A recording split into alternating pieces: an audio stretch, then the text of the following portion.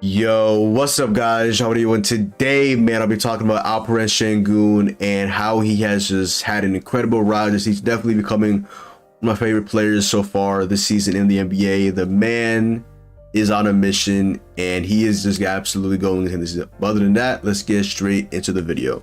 So as we know, Alperen Sengun is now in his second season in the NBA. Last season he was a rookie and he was selected with the number 16 pick in the 2021 NBA draft, traded from the Thunder, ultimately going ahead and making his way to the Houston Rockets, where in 72 games and 13 starts, he went ahead in 20 minutes per game, averaged 9.6 points, 5.5 rebounds, 2.6 assists, and 0.9 blocks per game, while also shooting 47.4% from the field and shooting 24.8% from the three-point line on about 1.6 3-point attempts per game. Now, obviously, last year he was backing up Christian Wood, who obviously was traded away to the Dallas Mavericks and definitely has been absolutely phenomenal in his role within Mavericks. So that trade really has worked out for both sides. Obviously, the Rockets end up getting, I believe, a first-round pick, so they'll go ahead and add that to their really collage of first-round picks. Now, Alperen Sengun, like I said, he averages about 20 minutes per game. He takes 21 minutes per game on about 7 shot attempts per game. He really just was backing up Christian Wood, really wasn't getting too much minutes. And coming this offseason, we were waiting for the Christian Wood trade. They went ahead and ultimately made that trade, which I don't think was a shock to anybody. There was a couple things going on behind the scenes with Christian Wood and the Houston Rockets I don't think we know too much about, but definitely there was some turmoil, at least a decent amount. As I remember a game particularly, they literally had him in the starting lineup and then they just said, nope, you're gonna play off the bench, and then they just went on from there. And then I guess he ultimately got back in the starting lineup and they had that tight starting over him. Like, it was just a weird situation out there. So not surprised he was going ahead and being traded. And yeah, but yeah, this season Alperen Sengun in 42 games, 39 starts, he's averaging 27.6 minutes per game, and he's averaging 15.2 points, 9 rebounds, 3.3 assists per game, while shooting 57% from the field on 10.5 attempts and 30% from 3 on the dot on about 0.7 3-point attempts per game. And he's also gotten better in terms of his free throw shot as well. Last year he was at 71.1%. This season he's shooting 75.1%. So we got 4% better already this season, which you absolutely love to see. And coming into the season as well, I was high on Sengun, but I wasn't this high. I did not think he would be this good this fast. And also, I don't like how Houston Rockets coach and the front office really treated Alperen Sengun coming into this season. They had Bruno Fernando. They had him starting over him at the beginning of the season.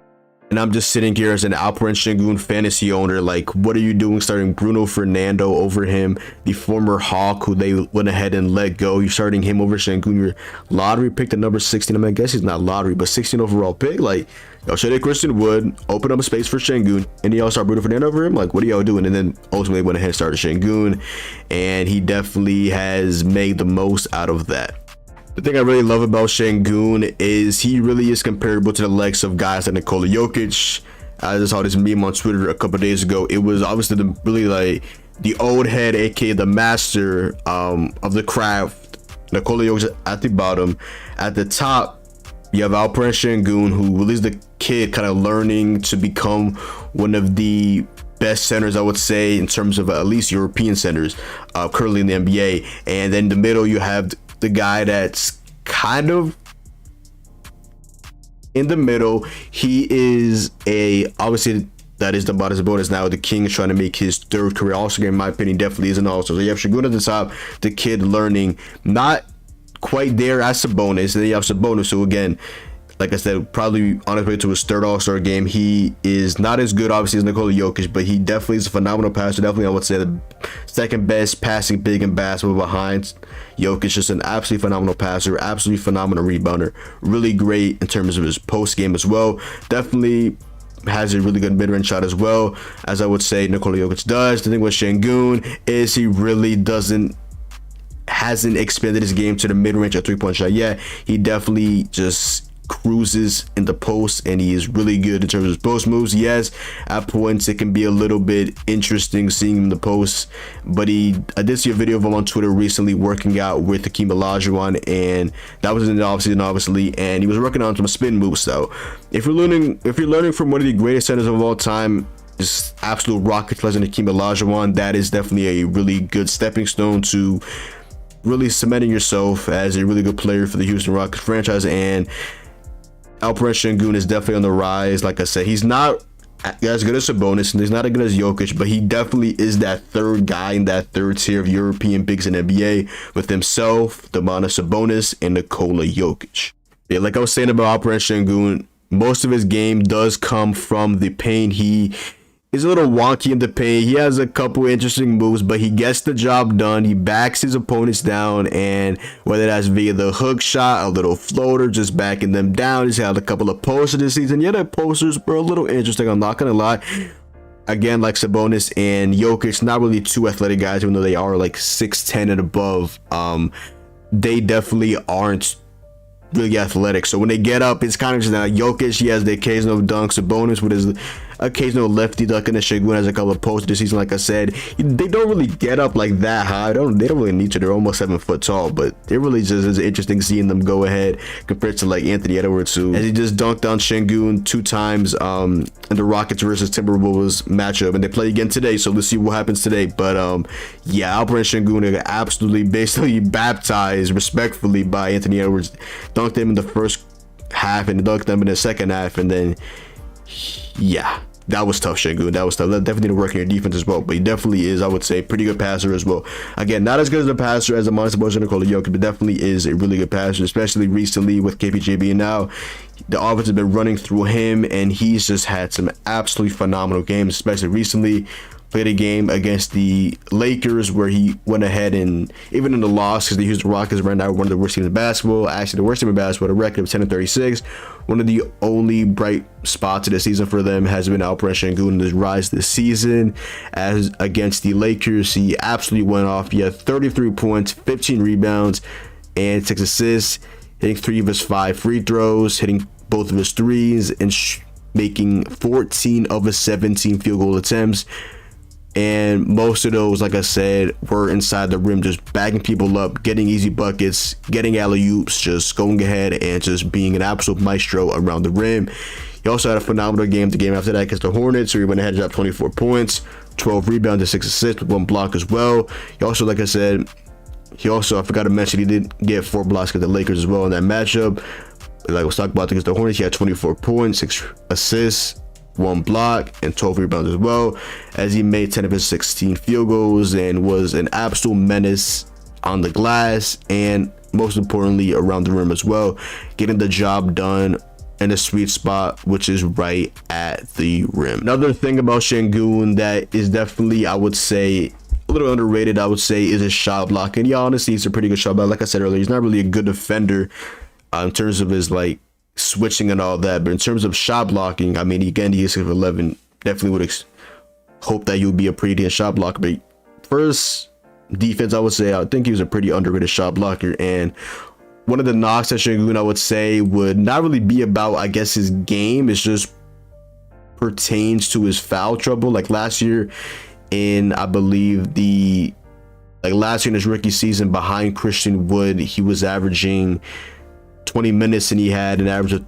3 fouls per game. This season, in 27 minutes per game, he's averaging 3.4 fouls per game. It definitely is one of the knocks on Alperen Sengun, just the fact that he plays tough, like in terms of his both offense. He's always around the rim, so kind of get some calls to go his way or go the opposite way as well. And then on defense, he's going for blocks and all that, being aggressive in terms of shot blocking. So definitely could get a foul trouble, which definitely hurts his game a little bit, just definitely crunches his minutes out. So that's definitely one of the knocks on his game. But people have been taking notice of Alperen Sengun, like I talked about earlier in terms of Nikola Jokic. He definitely had some high praise for Alperen Sengun, as he said late last year, and I quote, "I think they should play around him more," obviously pertaining to Alperen Sengun, because sometimes they seem too stagnant of a team, especially when they just focus on shooting a lot of threes, which obviously makes sense. If you watch the Rockets, guys like KPJ, guys like Jalen Green, guys like Jabari Smith, guys like Eric Gordon, all they really do is just chuck up threes and don't play defense. And this is why the Houston Rockets are statistically the worst team in basketball, even though at points that can be, I guess, fun to watch, as they just releases the open gym, chucking up threes, not playing defense, just looking like just an absolute just troll team. So there's that as well. Definitely, like I said, high praise from Nikola Jokic on Alperen Sengun. Like I talked about earlier as well, Anthony Edwards, who just literally dunked on Sengun twice in their last matchup a couple of days ago and is playing him again tonight.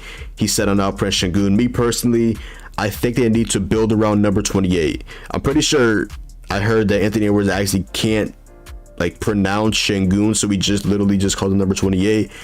And he's insinuating that Jalen Green and KPJ are franchise players also, which I do like Jalen Green and KPJ. They're definitely going to erratic at times, but don't forget, Green just shot 41. KPJ has a 50-point game in his career. Like, these guys can't get buckets. They just need a vet to really just set them in the right direction. And Edwards continued on to say that they are franchise players also, but that the dude is something serious. We had to game plan for him. Like, this is high praise from Anthony Edwards, who I'm really high on. Nikola Jokic, who on his way to probably winning his third straight MVP, just absolutely having a phenomenal season as well. For the Denver Nuggets right now are the first seed in the Western Conference and just having a absolutely phenomenal season. So definitely high praise from both Jokic and from Anthony Edwards as well. They know that Alperen Sengun is next up and definitely closing in on that trio of Alperen Sengun, Domantas Sabonis, and also Nikola Jokic.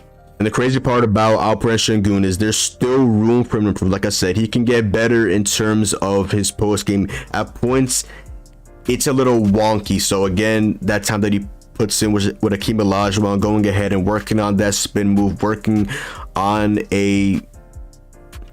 to improve his hook shot, working on everything, working on trying to play without fouling, working on expanding his mid-range shot, working on expanding to a three-point shot. Like, he's a decent three-point shot. He doesn't really shoot too much. He shoots like less than one three-point shot attempt, and he only really shoots like 10 attempts per game on average. So definitely want to see the Rockets continue to go ahead and unlock Alperen Sengun and hopefully can consistently make a mid-range shot and expand to that, and ultimately go ahead and have a setback consistent three-point shot to add with his really good post game. That definitely will be very fun to watch.